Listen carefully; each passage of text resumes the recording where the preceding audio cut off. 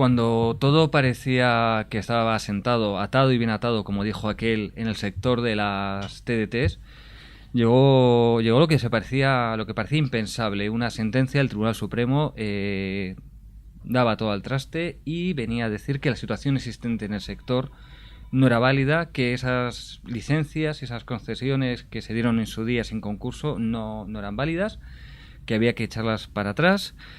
Y poco después, hace poco tiempo, el Consejo de Ministros aprobó un acuerdo por el cual se compromete a hacer cumplir esta sentencia. En buena medida, esta sentencia ha sido posible gracias a Pablo Tobar y Javier Guillén. Ambos son abogados de Mass Media Assistant, que son los representantes jurídicos de la compañía que presentó el recurso contra la situación existente. Bienvenidos ambos a Periodista Digital. Buenas tardes. Buenas tardes. Bueno, pues antes de nada, obviamente, ¿están satisfechos con la sentencia y con el compromiso actual del gobierno? Hombre, satisfecho con la sentencia, evidentemente sí, porque es una lucha, como puede decirse, de David contra Goliat. Evidentemente es un resultado importante.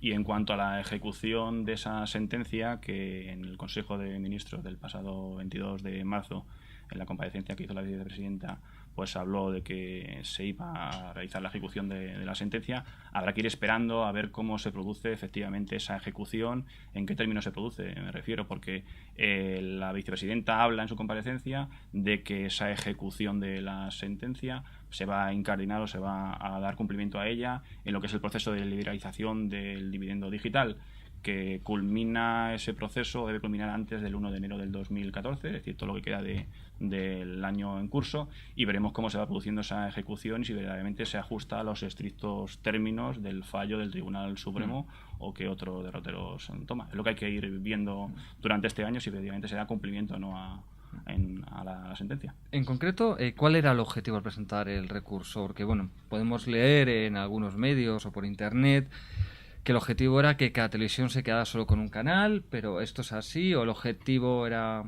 no estaba tan definido? ¿Cuál era el objetivo? ¿Qué se buscaba? El objetivo no era quitar canales por quitar canales, evidentemente. Eso no es lo que se buscaba. Lo que se buscaba era denunciar o hacer pública una situación que era insostenible. Le explicamos claramente en nuestra página web lo que es la historia que se ha seguido en España en la concesión de canales de televisión digital terrestre, en los cuales evidentemente se ha prescindido absolutamente de la legalidad aplicable y no se han convocado nunca concursos. El objetivo de este recurso era precisamente ese: denunciar y que nos dieran la razón en el sentido de decir que todo esto está mal hecho de inicio, que es lo que es el Tribunal Supremo. Porque exactamente cómo se ha llegado a la actual situación, ¿cuáles han sido, digamos, los principales hitos en la historia de las televisiones digitales en España para llegar a una situación donde hay un montón de canales sin concurso alguno? Hombre, por no remontarnos muy atrás al inicio de las televisiones, sí que podemos comenzar en el año 2005, donde se producen acontecimientos importantes, puesto que en el año 2005 se dicta un Real Decreto, el 944 del 2005, el Plan Técnico Nacional de la Televisión Digital Terrestre, en el cual se hacen unas determinadas previsiones relativas o se establecen en ese decreto dos fases. Una fase que se llama el escenario transitorio hasta la implantación plena de la tecnología digital, hasta lo que conocemos o reconocido como el apagón digital, que tuvo lugar en abril de 2010, y otro escenario posterior, que es en el que estamos, en el que nos encontramos a día de hoy, que es el escenario definitivo tras la implantación total de la tecnología digital, las televisiones digitales que todos conocemos ahora. En ese año 2005 y con ese Real Decreto, en ese primer escenario transitorio, esa primera fase hasta que se implantase la tecnología digital, lo que se decidió es, por un lado, conceder una serie de canales a las tradicionales concesionarias en aquel momento, tenían concesiones administrativas, las tradicionales cadenas de televisión, y por lo tanto, para que, por decirlo de alguna forma, tiraran del carro y se produjese adecuadamente y de forma ordenada esa implantación de la tecnología digital en todos los hogares, se decidió conceder una serie de canales adicionales a los que tenían esas televisiones por concurso inicial. Se decidió también en ese año, en ese Real Decreto del 2005, el 944 del 2005, realizar un nuevo concurso para conceder unas concesiones en este caso, por todos conocidas, La Sexta. Adquirió 2 nuevos canales analógicos y uno digital. Y también se decidió para aquel momento permitir a Canal Plus permitir emitir en abierto, y ahí nació 4. ¿Qué ocurrió? Que las televisiones más tradicionales, en abierto, Antena 3 y Telecinco, vieron cómo se irrumpió en el sector, y afectando obviamente a la tarta publicitaria que conlleva o que es accesoria a las cadenas de televisión, pues 2 nuevos competidores, La Sexta y como decíamos también, y 4. Que deberían repartirse pues toda esa tarta publicitaria. También había 2 concesionarias anteriores que estaban emitiendo en digital según un concurso del año 2000, que eran Veo y NetTV. Son las 6 que por aquel momento, en 2005, eran las televisiones nacionales, por decirlo así. Entonces, en ese escenario transitorio, el gobierno decidió pues dar una serie de canales adicionales a estas televisiones para que fomentar e implantar la tecnología digital.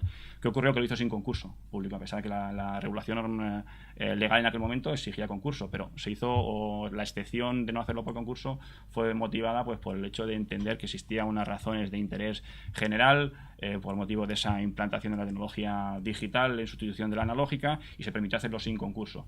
Pero posteriormente, como en ese decreto del 2005 también se preveía el escenario definitivo que conllevaba que pasado el apagón analógico tuviera lugar la asignación de un múltiple a cada una de esas 6 cadenas de televisión que he comentado anteriormente, lo que ocurrió es que, producido ese apagón analógico, se decidió dar exactamente igual, sin concurso público, esos múltiples, con la circunstancia de que en aquel momento, me refiero a los meses de abril, mayo y junio y julio del 2010, concretamente el 1 de mayo entró en vigor la Ley General de Comunicación Audiovisual, que también exigía que se dieran las licencias, en aquel momento licencias de la sustitución de las concesiones antiguas, también por concurso público.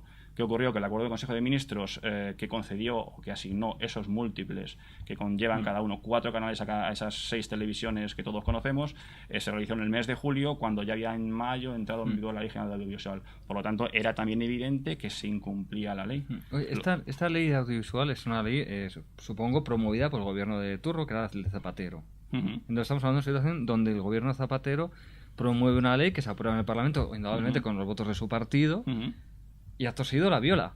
Sí, o sea, como si no existiese esa ley, sigue actuando y concediendo las licencias sin concurso público, que es precisamente lo que exigía inexorablemente la ley que había aprobado 2 meses antes en el Parlamento. O sea, bastante curioso, como si no existiera. Sigue aplicando la regulación anterior, que con esa excepción del interés público parecía que podía conceder esos múltiples sin concurso.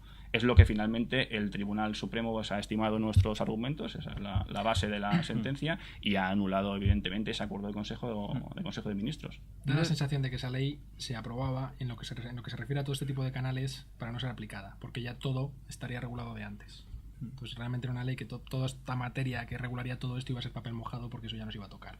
Lo que no recordaban es que hacía falta un acuerdo de Consejo de Ministros precisamente para validar todo. Ese es el problema, y estalló todo.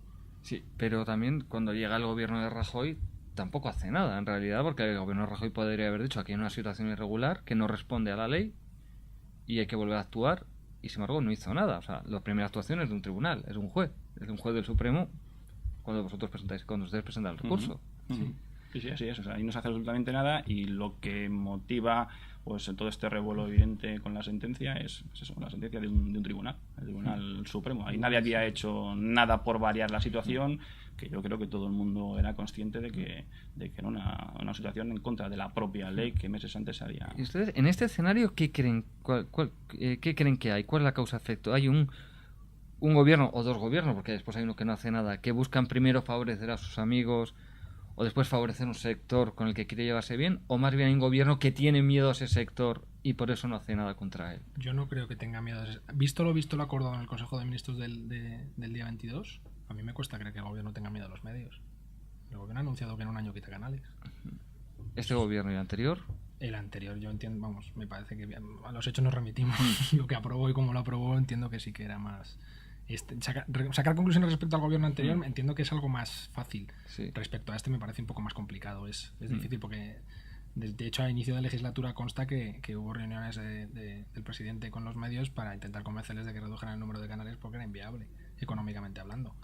Eso no llegó a ninguna parte y ahora llegamos a esto. Entonces, es difícil sacar una conclusión concreta, razonable y vamos, que podamos entender como absoluta sobre qué pasa por la cabeza del gobierno actual. Pablo, usted decía que es inviable, que en aquella reunión el gobierno de Rajoy les dijo a las televisiones que era inviable. Y efectivamente vemos que ahora mismo en muchos de los canales de los centros multiplex, además de todos, ahí no hay diferencia alguna, se emiten teletiendas, se emiten programas enlatados, a veces hablamos de series que tienen 20 años, se emiten películas sin derecho de autor porque ya han caducado con westerns súper antiguos, series del mismo tipo.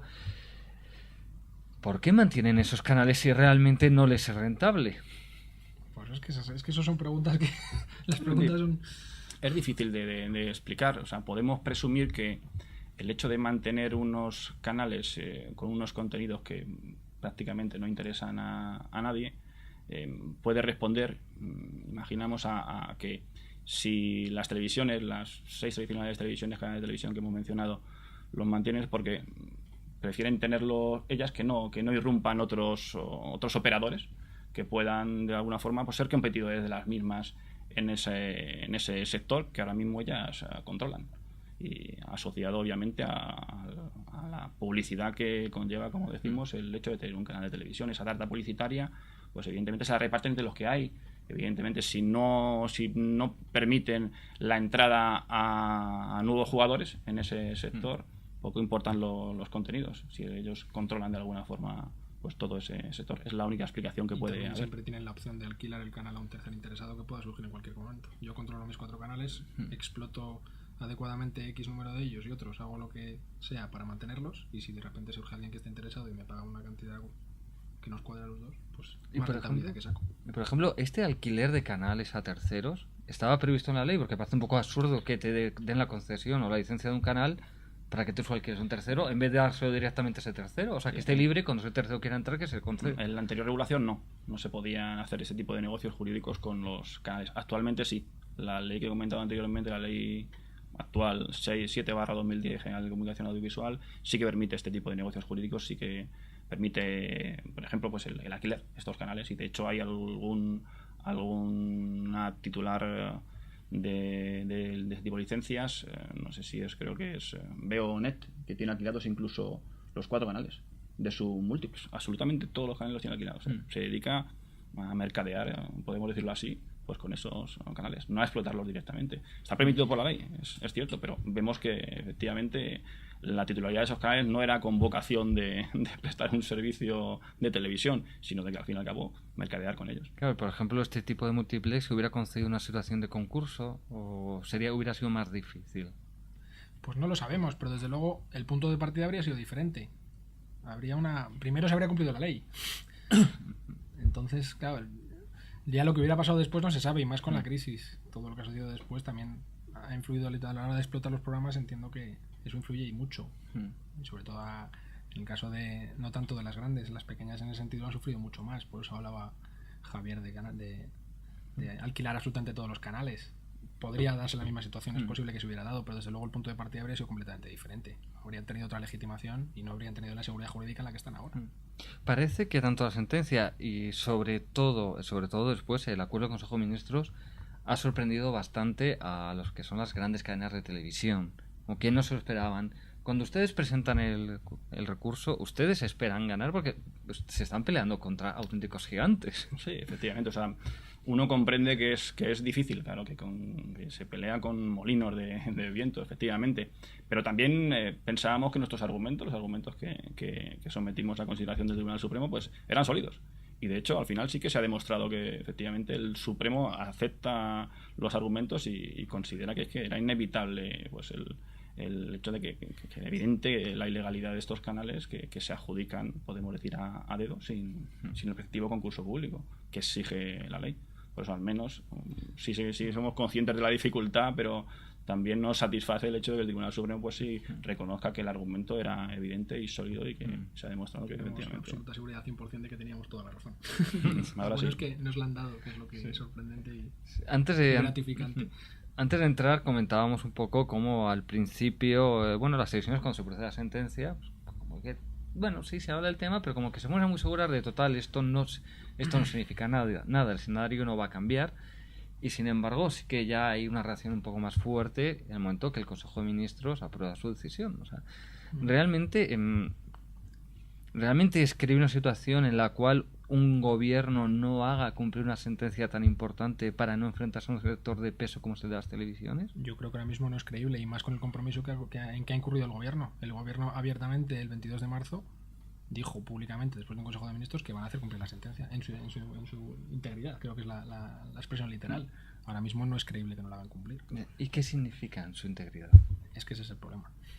Habrá que ver en cómo lo piensan ejecutarla en lo que es el proceso de liberalización del dividendo digital. Habrá que ver cómo efectivamente lo hacen. Ha aparecido información en distintos medios en la que se habla de que simplemente pues deben cesar como consecuencia de esa sentencia 9 canales de los 24 que en total existen actualmente. Entonces, tampoco hemos visto que desde vicepresidencia del gobierno pues se haya hablado de un número de canales concreto.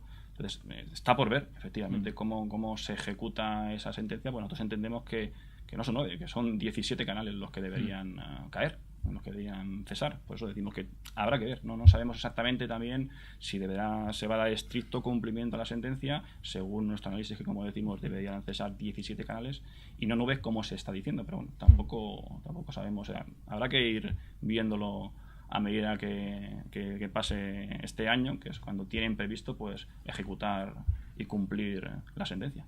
Pero 17 canales significa la práctica totalidad. Todos los que no se dieron por concurso.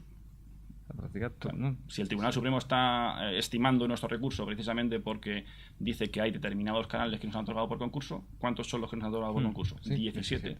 ¿Cuántos debieran tener las cadenas actuales? Aquellos que obtuvieron por concurso originariamente. ¿Qué serían? Serían, a excepción de la sexta, que obtuvo 2, el resto uno cada uno. Uno cada uno, que además lo obtuvo como analógico y se les traspasó a digital. Sí. Eso ustedes consideran que jurídicamente es aceptable. Eso efectivamente. Y luego hay muchas radios emitiendo en internet, lo mismo. Sí, se han aprovechado también los múltiples en los que se emiten los canales de televisión. Para la capacidad del espectro radioeléctrico también permite pues incluir ahí pues servicios de radio. También debería afectar a estos servicios de radio incluso, no solo a las cadenas de televisión, a los canales, a los 24 canales que hay ahora mismo en la parrilla. ¿Y ustedes creen que va a afectar también a las radios? Nuestro análisis es que debiera afectar. Por eso digo que ya veremos cómo se va dando forma a esa ejecución de la sentencia y si de verdad pues el gobierno pues la ejecuta en sus justos términos. Eso es lo que está pendiente de. Y si la ejecución del gobierno no fuera digamos una componenda para no tocar demasiado, ¿ustedes volverían a acudir a los tribunales o? Nuestro cliente como recurrente es el legitimado para solicitar esa ejecución de la sentencia y indudablemente puede que la haga. Nosotros estamos siguiendo absolutamente. Estamos siguiendo paso a paso todo lo que se está haciendo, todo lo que se está decidiendo, y en virtud de eso tomamos las decisiones. Actuaremos en consecuencia, evidentemente. Es la idea. Y si pueden decirlo, porque yo entiendo que aquí muchas veces hay un secreto profesional de abogado-cliente, ¿por qué su cliente decidió acudir a ustedes para presentar el...? Bueno, en la propia sentencia del Tribunal Supremo también, cuando habla de la legitimación del recurrente, en este caso de nuestro cliente, pues también lo dice. Él llega a decir literalmente que el recurrente, nuestro cliente, tiene derecho a que los canales que se han realizado sin concurso salgan a concurso y a optar, como cualquier otro, a ser titular de una licencia. Es una empresa, claro. Si se convocan los concursos, nuestro cliente podría optar a presentarse a esos concursos, cosa que hasta la fecha está vetado en este país. No hay ni siquiera esa opción. O sea, no ha llegado a plantearse nunca la posibilidad de poder presentarse, porque no le han dado esa opción, pero no solo a nuestro cliente, sino a muchos más. También lo comentábamos antes, el hecho de que haya empresas que tienen arrendados los canales, esas arrendatarias están interesadas en emitir en España y no se les ha permitido concurrir a ningún tipo de concurso. Entonces no solamente es nuestro cliente, es que hay muchísimos más interesados. Lo que está claro es que si se convocan nuevos concursos no van a ser los de siempre los que se presenten exclusivamente. Va a haber más interesados que ya están operando. Que no estamos hablando. El problema es que desde hace muchos años el mercado, en este caso el sector audiovisual, está fosilizado. Son siempre las mismas cadenas de televisión. No se aceptan nuevos operadores. Y con las fusiones se ha contraído todo más, incluso ya hay menos operadores. Sí, claro. Y por ejemplo, eso incluso no podría afectar el hecho de que se conocieron varios multiplex, 4 multiplex se han convertido, han pasado 2 a estar a mano de una empresa y 2 a estar a mano de otra. ¿Eso es algo que hay que tener en cuenta también, que se tendrá en cuenta, o esto no afecta realmente? incluso por un tema de competencia. Claro, es que eso... Sí, bueno, pero eso afecta en términos de... En lo que es la ejecución de la sentencia no debería afectar. Afecta en términos, entendemos, más de pluralismo. Siempre se está hablando del pluralismo, de favorecer el pluralismo, y evidentemente si de las 6 cadenas de televisiones tradicionales de siempre, que como decimos no se permite la entrada de ningún operador nuevo, pues se permiten precisamente fusiones de este tipo, y ahora mismo 2 empresas aglutinan cada una pues 8 canales, en total 16, pues evidentemente el pluralismo se reduce sin ninguna duda.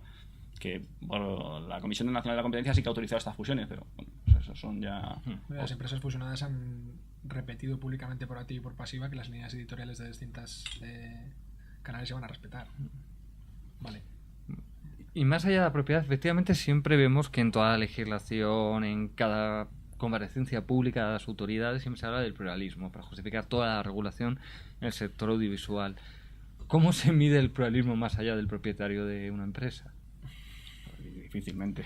Eso es lo que ahí coincidimos plenamente, porque se les llena la boca siempre de pluralismo en cada norma, en cada reforma del sector audiovisual, y luego verdaderamente en la práctica los hechos conducen a que ese pluralismo, el poco que existe, se reduce en este tipo, por ejemplo, de fusiones, y con los contenidos que efectivamente luego vemos todos que hay en las cadenas de televisión, que luego tampoco aportan mucho al pluralismo. Nosotros hemos tocado la raíz, que es la forma de darle esas concesiones, que es mediante concurso. Luego ya cuáles sean los requisitos. Una vez que se convoquen los concursos y conseguimos que por fin en este país se haga eso, de convocar los concursos, los criterios por los cuales se concedan las licencias será otra guerra que habrá que librar en su momento. Ahora hemos empezado por el principio y algo hemos logrado. Entonces ya lo que es el tema del pluralismo, etcétera, eso ya a la hora de entregar nuevas concesiones es algo que habrá que analizar en un futuro y puede dar lugar a nuevas iniciativas en defensa de los intereses de todos. Entonces, básicamente, ustedes han ganado porque hay una legislación que no se ha cumplido, ustedes han ganado ante los tribunales, pero realmente, si se cumpliera la legislación, ¿esta legislación española en materia audiovisual es correcta, es confusa? ¿Cómo es la legislación? ¿Realmente es adecuada? Sí, la ley que actualmente hay en vigor, lo que hace también es transponer la directiva europea en materia audiovisual. Pues la cuestión, que la ley puede ser correcta y lo que hace es transponer, como digo, esa directiva. Lo que pasa es que hay que cumplirla. Si no la cumplimos, y el que primero no la cumple, en este caso, en este supuesto concreto, fue el gobierno de turno, que concedió o regaló, si queremos decirlo así, podemos decirlo así, una serie de canales de televisión sin concurso, pues lo que primero tiene que hacer el gobierno es cumplir la ley. Todos cumplir la ley, que es vinculante para todos, incluido para el gobierno. En todo momento hemos estado hablando, porque es lo que afecta al caso que ustedes han llevado, del ámbito nacional, pero también hay licencias autonómicas, municipales ¿hay?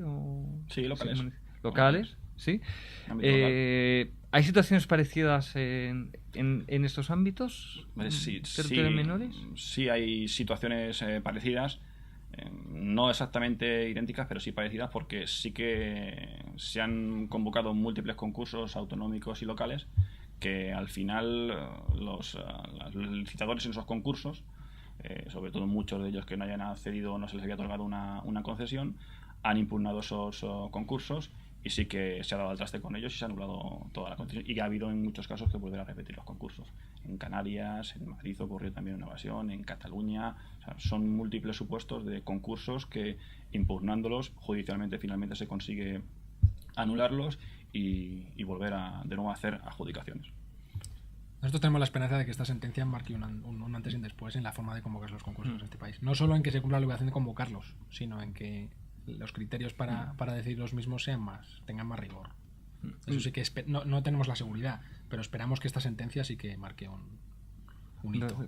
Yo estaba pensando, por lo que me están comentando, o sea, desde las empresas, desde las grandes empresas de televisión, desde los medios de comunicación vinculados a estas empresas de televisión, porque al final son empresas que trabajan en muchos ámbitos de la comunicación, en radio, en periódicos, en televisión. Se decía que esa sentencia, y sobre todo la decisión del Consejo de Ministros, que era una situación de inseguridad jurídica, pero a mí, escuchándoles, me da la impresión de que lo que crea la inseguridad jurídica es la propia acción de las autoridades, incluso tanto nacionales como autonómicas y municipales. ¿Todo es así? Coincido absolutamente con plenamente. Entonces usted... Inseguridad jurídica sin cumplir la ley. Y la ley dice que hay que convocar concursos. Argumentar que cumplir la ley, argumentar que una sentencia del Supremo crea inseguridad jurídica porque dice el Supremo que hay que cumplir la ley, me parece un argumento a estudiar, ¿no? Yo no creo que no se sostiene. También es verdad que las afectadas en el sentido negativo por la sentencia están en su papel. Tienen que dar su versión de los hechos y bien, a ellos les vale. Desde luego nosotros no estamos de acuerdo absolutamente en nada de lo que dicen. Entendemos que no tiene ningún sentido. ¿Y las afectadas tienen posibilidad de recurrir a alguna otra instancia europea? Soy legón derecho, entonces por eso les pregunto, igual que gran parte de quien no escuche esta entrevista, pues también lo es. O sea, ¿tienen la posibilidad de acudir a otras instancias o ya no, esto es lo máximo? No, el procedimiento se tramita en primera y única instancia en el Tribunal Supremo y la sentencia es firme. Ahora la cuestión son los matices a la hora de ejecutar la misma. Pero recurrir a una nueva instancia no es la sentencia es firme y de hecho lo que se tiene que hacer ahora es ejecutar las sentencias y veremos en qué términos. Entonces, bueno. Lo que se ha leído en prensa que han anunciado sí que son macrodemandas de la reclamación al gobierno, daños y perjuicios, etcétera. Eso sí, actuaciones contra el gobierno por echar la culpa a ellos por todo lo que ha sucedido, eso sí que tienen la vía para que hagan lo que ellos quieran, reclamaciones patrimoniales al Estado. Pero podrían reclamar patrimonialmente ¿con qué argumento? Porque bueno, si el gobierno se limita a hacer cumplir una sentencia, pues entiendo que el argumento es me diste una concesión, ahora me la quitas, indemnízame. Sí, ellos tendrán que argumentar y justificar el porqué de esa indemnización. Pero la vía, de hecho es lo que creo recordar haber leído en prensa que lo que han anunciado es eso. Además lo han llamado macrodemanda, ¿no? Eso es lo que se ha anunciado, pero respecto a la sentencia, poco recorrido tienen. Y ya que vuelvo a confesarme legón derecho, no sé cómo es en estos casos. Igual que es posible en otro tipo de juicio llegar a un acuerdo entre las partes, aquí es posible. Se les acercaron las televisiones y les presentaron una posibilidad de. Primero, si es posible, y si es posible, ¿existió el intento por parte de ellas? Nosotros nunca ha habido acercamiento ninguno ni posibilidad ninguna de acuerdo. Tampoco se ha buscado eso. Nosotros lo que queríamos desde un primer momento es, viendo que un determinado acuerdo, en este caso del Consejo de Ministros, era evidentemente contrario a la ley, pues hacerlo valer. Y efectivamente que esos canales que son regalados a dedo, pues que puedan salir a concurso público, que es lo que efectivamente pues reconoce el Tribunal Supremo en la sentencia, que cualquiera pues pueda optar a ser titular de una concesión sin tener que pasar por el mercadeo, como hemos llamado antes, de tener que someterse al alquiler de estos titulares de licencias que finalmente no quieren ni siquiera explotar los canales, sino simplemente pues comerciar con ellos. Bueno, pues Javier Guillén, Pablo Tobar, muchísimas gracias a ambos por haber venido a Periodista Digital, por habernos explicado y creo que hacernos un poco más comprensible todo ese mundo de la TDT y la sentencia. Así que muchísimas gracias de nuevo. A vosotros. A vosotros.